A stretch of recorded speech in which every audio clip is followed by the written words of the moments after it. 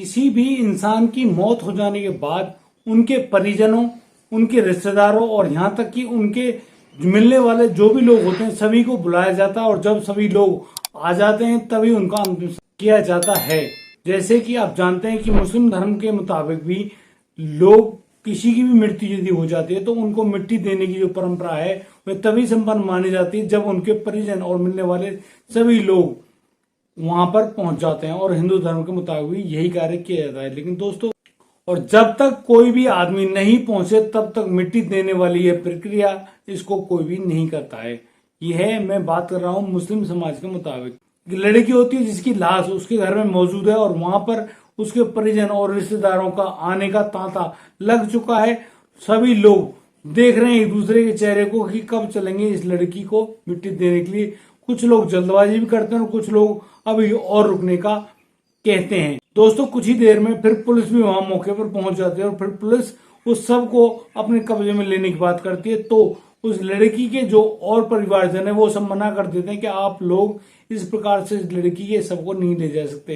लेकिन जब कुछ समझदार लोगों की वजह से उन लोगों को समझाया जाता है तब जाकर पुलिस उस सबको ले जाती है और फिर उसका पोस्टमार्टम कराती है। आखिर क्या जरूरत पड़ गई पुलिस को कि उस लड़की का पोस्टमार्टम कराया, और क्या पुलिस को ऐसी क्या जरूरत आन पड़ी कि बीच मौके पर जो मिट्टी देने का वक्त होता तब जाके पुलिस वहां पर पहुंची और उस मामले को जो कि सामान्य मौत बताया जा रहा है उसको एक हत्या के रूप में पुलिस ने कैसे माना। पूरी घटना की जानकारी पाने के लिए आप लोगों को हमारे साथ वीडियो में अंत तक रहना होगा। दोस्तों नमस्कार, आदाब, सत श्री अकाल। दोस्तों मैं भीषण प्रकाश स्वागत करता हूं आपका हमारे YouTube चैनल किस्से क्राइम पर। दोस्तों पूरी घटना की जानकारी के लिए बन रही हमारे साथ वीडियो में अंत तक। और दोस्तों यदि पहली बार आप इस वीडियो को देख रहे हैं तो आप हमें सब्सक्राइब करना ना भूलें, साथ साथ नोटिफिकेशन बेल को अवश्य दबाएं। दोस्तों बेहद ही हैरान और चौंका देने वाला मामला सामने आया है उत्तर प्रदेश के मेरठ के एक गांव से। मेरठ के गांव में सुबह सुबह लोगों की भीड़ लगी होती है एक घर के पास और सभी लोग गमगीन है, गमजदा है कि यहाँ पर एक जवान लड़की जिसकी उम्र मात्र 17 साल है उस लड़की की मौत हो जाती है। अब यह तो पता नहीं कि क्या कारण रहे हैं उस लड़की की मौत होने में। दोस्तों यहाँ पर अब उस लड़की को मिट्टी देने वाली जो प्रक्रिया होती है वह आगे बढ़ रही होती है। उस लड़की का नाम गुलबसा होता है और वह मुस्लिम समाज से ताल्लुकात रखती है। दोस्तों यहाँ पर गुलबसा के जो पिता हैं वह लकवा ग्रस्त है, यानी कि उनको पैरालिसिस हो गया है और उनके परिवार में उसकी एक छोटी बहन और उसके 2 छोटे भाई और उनकी माँ और पिता होते हैं। दोस्तों यहाँ पर दोनों भाई उस बहन के शव को रखकर अब उनको कब्रिस्तान ले जाने की तैयारी कर रहे होते हैं। लेकिन अब वहां पर थोड़ा समय इसलिए लग रहा है कि और भी रिश्तेदार और परिजन भी आने वाले होते हैं। दोस्तों उन्हीं के इंतजार में अभी तक वो उस लड़की के शव को घर में ही रखे हुए थे और बस चलने की तैयारी हो रही थी। एक पुलिस की गाड़ी तुरंत वहां पर पहुंचती है और वहां पहुंचने पर तुरंत सबको कब्जे में लेने की बात करती है। 4-5 सिपाही उतरते हैं और सबको चारों तरफ से घेर लेते हैं और उस सब को ले जाने की चेष्टा करते हैं। तो और लोग उनको ऐसा करने से रोक देते हैं। वो कहते हैं कि हम इस लड़की को जिसकी मौत हो गई है हम उसको मिट्टी देने के लिए कब्रिस्तान ले जा रहे हैं, आप लोग उस सब को ऐसे नहीं ले जा सकते। लेकिन यहाँ पुलिस उनसे कहती कि ये कानून कार्रवाई है, हमको जांच करनी है कि इस लड़की की मौत हुई है या हत्या। अब दोस्तों पुलिस की इस बात को सुनकर और भी जो कुछ समझदार लोग होते हैं वे हर समाज में मिल जाते हैं। वो लोग अब अन्य अपने समाज के लोगों को मना कर देते हैं और पुलिस से कहते हैं कि आप ले जा सकते हैं सबको और आप जांच कर लीजिए, जो भी बात होगी आप हमें बता दीजिए। अब पुलिस समझदारी दिखाते हुए उस सबको वहां से उठाकर एम्बुलेंस में रखकर सरकारी अस्पताल पहुंचाती है और फिर अब इंतजार कर रही होती है कि उस लड़की की मौत के बारे में असली कारणों का पता लग जाए। यानी कि अब कुछ समय बाद ही पोस्टमार्टम की रिपोर्ट जब सामने आती है तो उसमें बेहद ही चौंका देने वाला मामला सामने आ रहा होता है, जिसको पुलिस लेते हुए सीधे उसी घर में पहुंच जाती है जहां पर यह सब हुआ था। और दोस्तों यहाँ पुलिस अब उन लड़की के परिजनों से कहता है कि कोई भी घर से बाहर जाने की कोशिश ना करे, हमको यह मामला संदिग्ध लग रहा है, कृपया आप हमारे इस खोजबीन में छानबीन में सहयोग करें। पुलिस के कहने पर सभी लोग वहां सख्ते में आ जाते हैं और फिर एक दूसरे के मुंह को देख रहे होते हैं। दोस्तों अब यहाँ पुलिस एक नंबर का खुलासा करती है और उस नंबर पर जब पुलिस फोन करती है तो सामने से एक युवक बोलता है, एक लड़का बोलता है जिसका नाम सलमान होता है। सलमान के द्वारा जब फोन उठाया जाता है तो पुलिस उससे कहती है कि तुम कौन हो भाई, कहाँ हो और हमसे आकर मिलो, हम ऐसे ऐसे और इस जगह पर मौजूद है। दोस्तों इतनी ही देर में एक छोटा सा लड़का जिसकी उम्र करीब 17 या 18 साल रही होगी, उसका नाम सलमान है और वह पड़ोस का रहने वाला ही एक लड़का है। वह दोस्तों वहां पर आता है और उसका गला रौंदा हुआ है और वह रो रहा होता है और काफी ज्यादा तकलीफ में होता है। उसको पता नहीं कि क्या हो रहा होता है। पुलिस उस लड़के सलमान को ले जाकर अपनी गाड़ी बिठाती है और फिर उनसे पूछताछ करती है कि तुमने जो हमको फोन किया था, उस फोन में आपने बताया था कि उनकी पड़ोस में रहने वाली एक लड़की गुलबशा की हत्या कर दी गई है। आप लोग आ जाइए और मौका वारदात पे उस सबको बरामद कर लीजिए और इस पूरे मामले की छानबीन कीजिए। अब दोस्तों पुलिस जब वहां पहुंच जाती है तो सलमान कहता है कि इस लड़की के बारे में अब तो आपको सच्चाई पता चल गई होगी, आपने पोस्टमार्टम तो करा लिया। मैं आपसे कह रहा था ना कि गुलबशा की हत्या की गई है उसके परिजनों द्वारा।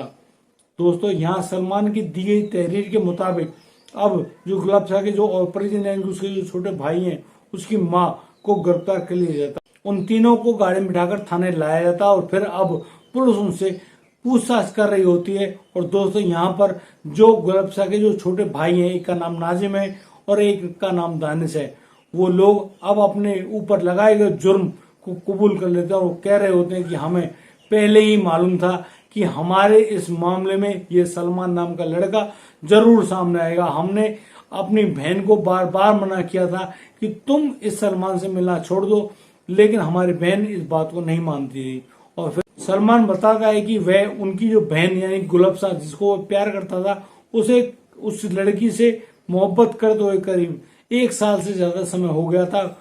हम लोग चाहते थे कि हम शादी कर लें और हम सारी बात को उनके पिता यानी पूरे परिवार को बता देना चाहते, लेकिन यहाँ दानिश और नाजिम ने बहुत ही भयंकर कदम उठाते हुए उस लड़की की हत्या कर दी। इन लोगों ने हमको गलत समझा। अब वह दोस्तों वह बता रहा होता है कि किस प्रकार से इस घटना को अंजाम दिया इन लोगों ने। अब सलमान कहता है कि कल रात को जब गुलबशा का मेरे पास फोन आया तो वो कहती है कि हमारे बारे में हमारे पूरे परिवार को पता चल चुका है, अब ये लोग कहीं मेरे साथ कुछ गलत ना कर दें। इतने ही कहने में सलमान गुलबशा को समझाता है कि तुम परेशान ना हो, वो लोग इतने मूर्ख नहीं है जो तुम्हारे साथ कुछ गलत काम करें। दोस्तों यहाँ पर जो गुलबशा होती है वो 12वीं क्लास में पढ़ती है और 12वीं क्लास में ही पढ़ने वाला सलमान होता है। वो दोनों एक दूसरे के साथ एक क्लास में ही पढ़ते हैं और साथ आते हैं, साथ जाते हैं। इसी दौरान उन दोनों के बीच में प्यार पनप उठता है। और दोस्तों इसी मामले में जब पूरी घटना के बारे में बताता है, कह रहा होता है कि वह अभी गुलबशा से बात कर रहा होता है, लेकिन इतने में ही अब गुलबशा की आवाज आनी बंद हो जाती है और फिर वह फोन तो नहीं करता, लेकिन उस फोन से काफी डरावनी आवाजें आ रही होती है और इसी बात में मैं बहुत ज्यादा डर गया होता हूँ। और दोस्तों अब सीधा घबरा जाता है, परेशान हो जाता है कि वह करे तो क्या करे। अब रात के करीब 12 बज चुके होते हैं। दोस्तों अब पुलिस की अब जो सुई है वो घूम जाती है दानिश और नाजिम के पास और वह उनकी माँ से भी पूछ रही होती है पुलिस की, तुम क्या कहना चाहते हो इस हत्याकांड में। तो यहाँ पर जो नाजिम की माँ है, जो गुलबशा की माँ है, वो भी कह रही होती है कि हमारी बेटी ने हमारी नाक कटवा दी और हमारी बेटी इस सलमान से चोरी छिपे मिलती थी, गलत काम करती थी, हम समाज में क्या मुंह दिखाते। हमारी बेटी समझाने के बावजूद भी हमारी बात को नहीं मानती थी। फिर हमने यही सही समझा कि उसके मुंह को हमेशा के लिए बंद कर दिया जाए और फिर हम लोगों ने तकिया लेकर दानिश ने अपनी बहन के हाथ पकड़े, मैंने अब अपनी लड़की गुलबशा के पैर पकड़े और नाजिम तकिए से उसका मुंह तब तक दबाता रहा तब तक उसकी जान ना निकल जाए। यानी कि जब वह लड़की मर जाती है तो हम पूरे मोहल्ले में सुबह सभी को बता देते हैं कि हमारी बेटी की मौत हो गई है और अब सभी लोग इकट्ठा हो जाए, अब इस लड़की को मिट्टी देने के लिए कब्रिस्तान जाना पड़ेगा। दोस्तों यहाँ पुलिस माँ और भाइयों को उसकी बहन की हत्या करने के जुर्म में गिरफ्तार कर लेती है और उन लोगों को हवालात के अंदर डाल देती है।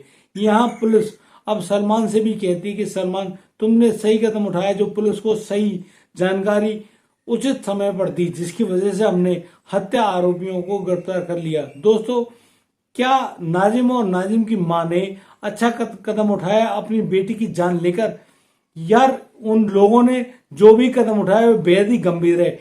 उन लोगों के जेल जाने के बाद उस छोटी बच्ची का क्या होगा, अब उस पिता का क्या होगा जो कि लकवाग्रस्त है। वो लोग किस प्रकार से अपने हालात को जी पाएंगे। मेरा तो काफी दिल दुखी होता है कि वो लोग अपनी बच्ची या फिर उस बच्चे को भी समझाते जिसका नाम सलमान है, उससे कहते, प्यार से बातें करते, शायद वो आपकी बातों को मान जाते और आपके साथ प्यार से रहते और आपकी सभी बातों को जान पाते। लेकिन दोस्तों, आपने अपने ही आप में वह निर्णय लेकर बेहद ही गलत किया और उसी गलती की वजह से उस छोटी सी बच्ची को जान देकर उस गलती का खामियाजा भुगतना पड़ा। बेहद ही खतरनाक है, बेहद ही दर्दनाक है। दोस्तों, आज की जो युवा अवस्था है उस युवा अवस्था में कई बार लोग गलत कदमों को उठा लेते हैं। हम लोग यदि उनको लगातार उनके गलत कदम जो कि उनके जाने अनजाने में उठाए हैं उनके खिलाफ सजाएं देना शुरू कर दें तो इस समाज का बहुत ही बुरा नजरिया सामने आएगा। लेकिन यह बेहद गलत बात है। हमें हमारे बच्चों को समझा बुझाकर सही हालातों को उनके सामने रखकर उनको समझाया जाए ताकि वो लोग सही कदम उठा सकें और कोई भी ऐसा गंभीर और बुरा कदम ना उठाएं। यदि आपको हमारी वीडियो और दी गई जानकारी अच्छी लगी हो तो आप हमें लाइक करें, कमेंट करें, शेयर करें और हाँ, सब्सक्राइब करना बिल्कुल ना भूलें। साथ ही साथ दोस्तों, अच्छा दोस्तों, अब मिलता हूँ कल, लाता हूँ नई संस्कृति की खबर। तब तक के लिए आप बढ़िया रहें, बेहतर रहें, अपने परिवार का बखूबी ख्याल रखते रहें।